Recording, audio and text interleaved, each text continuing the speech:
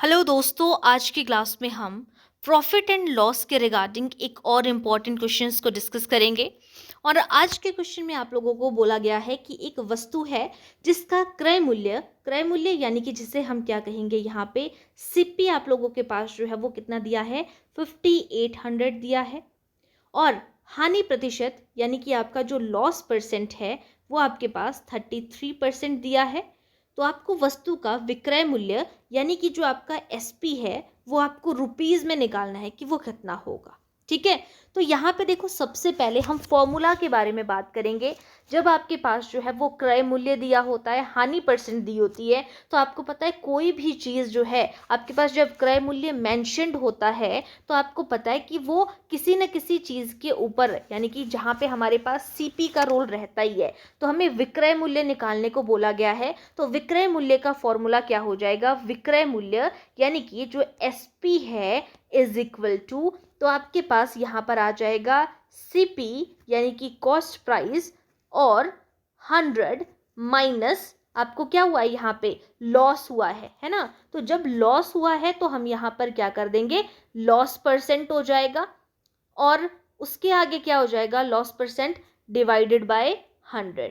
ये आपके पास यहाँ पर जो है वो फॉर्मूला रहने वाला है जब हमें एसपी निकालना है, जब हमारे पास लॉस परसेंट गिवन है। अगर यहाँ पर आपको जो है वो क्रय मूल्य निकालने के लिए बोला होता कि क्रय मूल्य रुपीज में निकालो, तो आप यहाँ पर एसपी की जगह सीपी लिखते और सीपी की जगह एसपी लिखते और लॉस परसेंट के लिए आपके पास यहाँ पे ऊपर 100 आना था और नीचे 100 माइनस लॉस परसेंट आना था।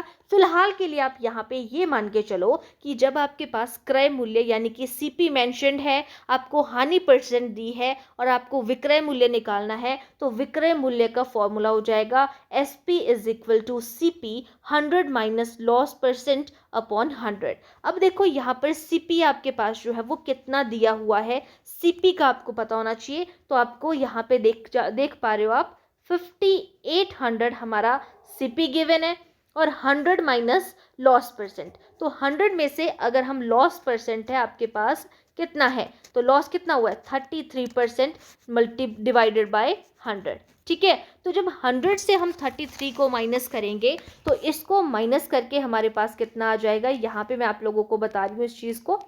तो 5800 यहाँ पे ब्रैकेट है यानी कि मल्टीप्लाई हुआ, तो ये बच गया आपके पास यहाँ पे 67 डिवाइडेड बाय 100। अब ये 2 0 से 2 0 कट हो जाएगी और जब हम इसको जोड़ेंगे, इसको जो है वो मल्टीप्लाई करेंगे 58 और 67 को आपस में, तो हमारा करेक्ट आंसर आ जाएगा 3886।